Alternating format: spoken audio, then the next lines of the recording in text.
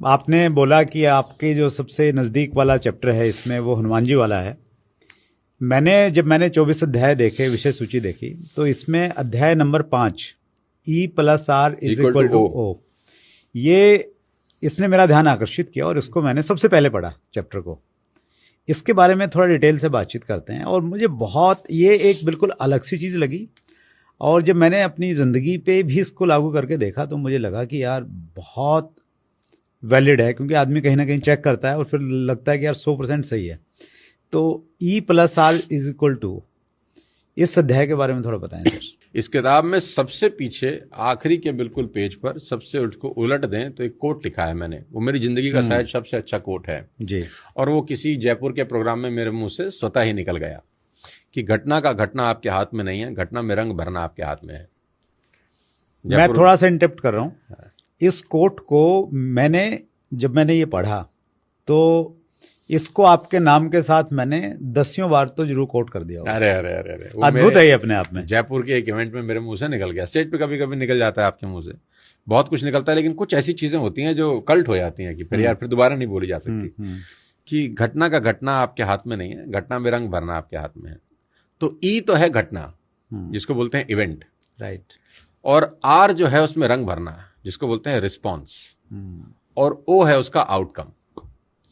कि घटना आपके हाथ में नहीं है, इवेंट कुछ भी हो सकता है। आपके घर में प्रॉब्लम हो गई, आपकी टीम खराब हो गई, कोई भी नकारात्मक बात आपके साथ हो गई, अब उस पर आपका रिस्पॉन्स डिसाइड करता है कि आउटकम कैसा आएगा। कभी कभी क्या होता है, छोटी सी घटना में हमारा रिएक्शन इतना खराब होता है कि घटना तो तिल मात्र की होती है और रिएक्शन इतना हमारा खराब होता है कि आउटकम और बर्बाद हो जाता है। झगड़े हो रहे हैं रोड पे, हाँ, मतलब छोटी सी बात थी, 2 गाड़ी का बम्पर लग गया, अब दोनों उतर गए, गाली गलौज होगी, इतने में मर्डर हो गया। मतलब बम्पर को ठीक कराने की कीमत 500 रुपए थी, आदमी चला गया। घटना इतनी सी थी, लेकिन रिएक्ट किया रिस्पॉन्स करने की बजाय, आउटकम खराब हो गया। इसके 2-3 उदाहरण मैं आपको देता हूं। प्लीज। अब जब शूर्पणखा रावण के पास भागती हुई आई ना कि मेरी नाक काट दी, अब ये घटना है एक जी, ठीक, कि कोई गया, उसकी नाक कट गई, अपने भाई को कंप्लेंट कर रही है कि मेरी नाक कट गई, ये घटना है। अब इसका रिस्पॉन्स क्या है? अब रावण ने इसका रिस्पॉन्स ऐसे दिया कि बहना छोड़ूंगा नहीं, जिसने तेरी नाक काटी है उसको तो मैं दिखाता हूं अब। ये है रिस्पॉन्स। आउटकम में क्या हुआ? पूरा कुल समाप्त हो गया। ठीक, रिस्पॉन्स ऐसा भी हो सकता था कि वो शूर्पणखा से पूछ लेता कि तू वहां करने क्या गई थी। मतलब काउंटर क्वेश्चन पूछता ना कि तू क्या करने गई थी वहां, बता, सच सच बता, वहां तुम्हारे बीच में हुआ क्या। ये क्रॉस चेक करने दे मेरे को। हाँ, मुझे एक बार पता कर लेने दे कि मेरे वो उनका पॉइंट ऑफ व्यू भी जान लूं, जिन्होंने तेरी नाक काटी है, कि इन्होंने नाक काटी क्यों। तो अगर ये 3 सवाल पूछ लेता कि वहां हुआ क्या, तू वहां करने क्या गई थी, एक बार मैं उसका पक्ष भी जान लूं, तो रिस्पॉन्स बहुत बेहतर होता। रिस्पॉन्स में मां का हरण नहीं होता, और आउटकम कैसा होता? राज करता। लेकिन उसका रिस्पॉन्स कैसा था? वाहियात।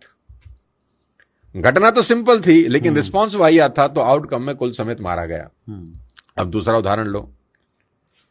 द्रौपदी ने दुर्योधन को पानी में गिरते देखकर बोला, अंधे का बेटा अंधा। यह भी घटना है। यस, अंधे का बेटा अंधा। अंधा।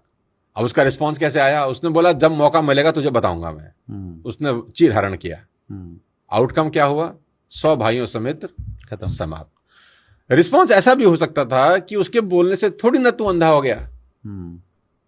भाई, उसने अंधा बोल दिया, उसके बोलने से तू अंधा नहीं हो जाता था भाई।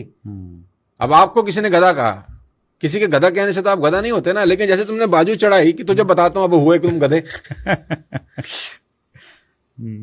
तो रिस्पॉन्स ये होना चाहिए था कि तेरे अंधा कहने से मैं अंधा नहीं होता यार। बड़ा कूल सा रिस्पॉन्स है। आउटकम क्या होता? कोई दिक्कत नहीं थी, लेकिन रिस्पॉन्ड क्या था कि तुझे बताता हूं मैं। अब तीसरा एग्जाम्पल देता हूं, आपकी ऑडियंस पागल हो जाएगी सुनकर, प्लीज। तीसरा एग्जाम्पल इसका यह है कि इवेंट इतना खतरनाक है, और रिस्पॉन्स देखना फिर आप। इवेंट ऐसा है कि सौतेली माँ राम को कहती है 14 साल के लिए चला जा। सौतेली माँ, बायोलॉजिकल माँ भी नहीं जी, 14 साल के लिए चला। कितना खतरनाक इवेंट है। निरपराध आदमी जिसकी कोई गलती नहीं है, उसको बोला जा रहा है तो 14 साल के लिए चला जा। अब रिस्पॉन्स देखो। उसने कहा, माँ बस इतनी सी बात। आउटकम देखो कि वो एक राजा मर्यादा पुरुषोत्तम भगवान राम में कन्वर्ट होके लौटे 14 साल के बाद। ये है आउटकम। और आउटकम इवेंट की वजह से डिटरमाइन नहीं होता, आउटकम रिस्पॉन्स की वजह से डिटरमाइन होता है।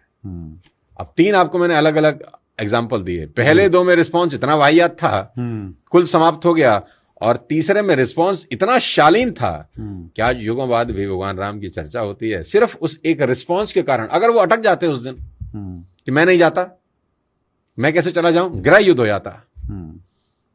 लेकिन रिस्पॉन्स इतना शानदार था कि अरे भरत बना मैं बना एक ही बात है।